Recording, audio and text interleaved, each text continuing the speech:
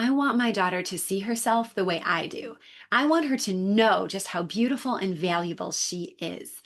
And not only is that what I want for my two daughters, but I've heard so many moms say that.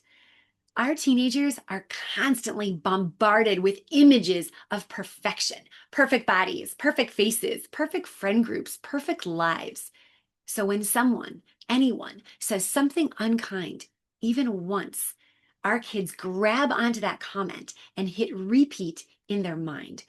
Things like, oh, I'm not as pretty as her, or my hair is too much, or I'm so awkward, or I'm not enough. Those thoughts feel true, but they're not. And if we don't help our teens recognize and replace those negative and limiting beliefs, those lies can quickly shape their self worth, their confidence, and their ability to receive and share love. Hi, my name is Jenny Krumdrick. I'm a faith-based resilience coach that works with teens and parents through a family membership and mother-daughter retreats. It is my joy and mission to help teens live their greatest life. And I believe that that starts with the greatest commandment to love God, love others as you love yourself. But here's the problem: most teenagers, especially girls, don't even like themselves, which makes it really hard to receive God's love or share it with others. And this can be true for adults too. And if we don't learn how to manage our thoughts, then the comparison trap, the inner critic, and the fear of rejection just grow louder and louder. And I get it. Life moves fast, especially when you're raising teenagers with school, commitment, activities, health, and we don't always have time to address the deeper unseen issues. It is tempting to just hope our kids figure it out. But here's the truth: your thoughts shape your emotions, your body's stress response, and your behavior. And this is true for adults and even more so for growing teenagers. That's why in my resilience coaching family membership, I teach these three foundational skills. Number one, thought awareness. So let's catch that lie before it grows. And here's what it means. Thought awareness is the ability to notice, what am I thinking? Especially when a negative or distorted thought pops in. Many teens aren't even aware that their inner critic is running the show. And by bringing their thoughts into the light, they gain power to choose what's going to stay and what's got to go. And if you don't catch the thought early, then it goes on repeat and it becomes a belief. And that belief shapes emotions, behaviors, and identity. So, for instance, if a girl walks into school and sees two classmates whispering and laughing, her automatic thought might be, they're talking about me. They think I look stupid. And that thought triggers embarrassment, withdrawal, and a shutdown in social situations. But if she has practiced thought awareness, she can pause and say, wait a second, I'm assuming the worst. Do I know they're talking about me? That small moment of awareness is a game changer because it interrupts the negative spiral. Number two, emotional resilience.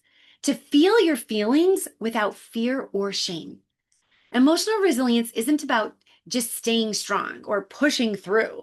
It's about learning how to sit with big emotions, whether it's anxiety, anger, or sadness, without letting those emotions take over or force you to shut down.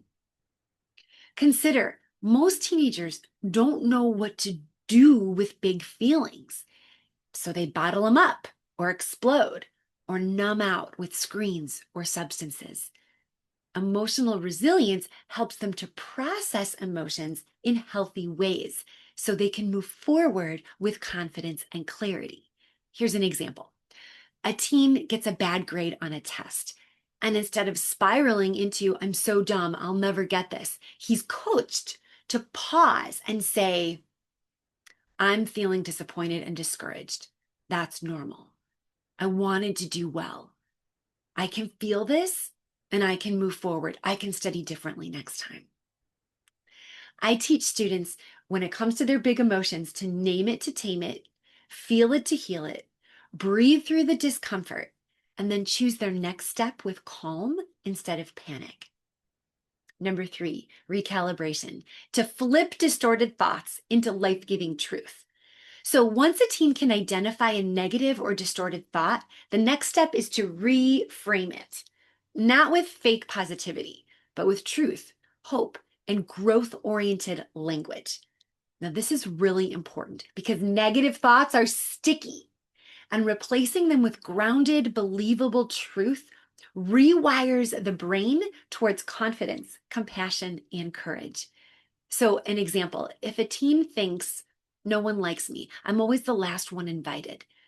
With coaching, she learns to recalibrate and now reminds herself, yeah, I've been left out before and that hurts.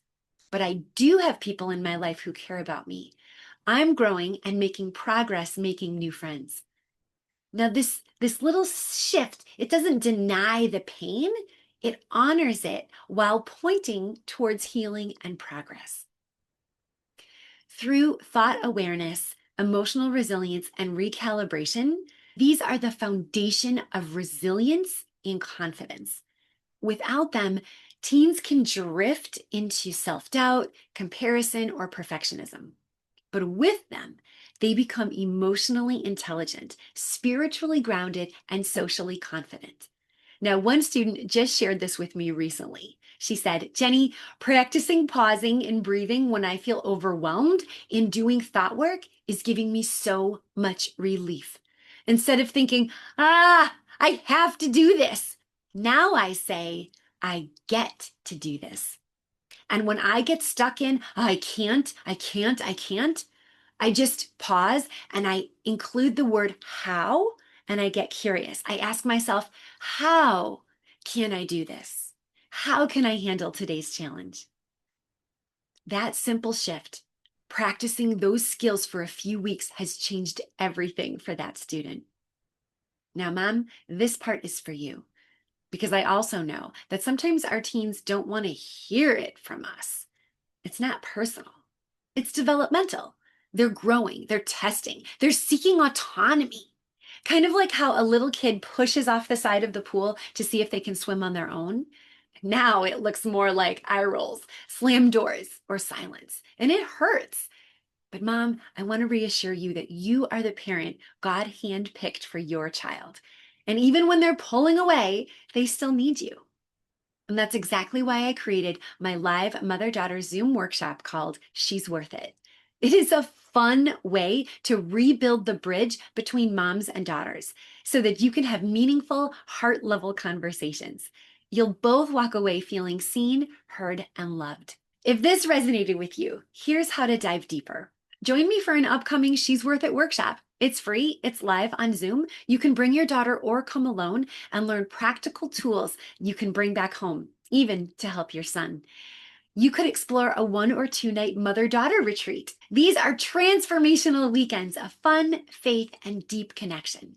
Lastly, the easiest thing to do is to download my free Self-Love Club app.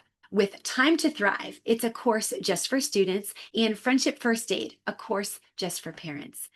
Everything I do is to help families build resilience, confidence, and connection.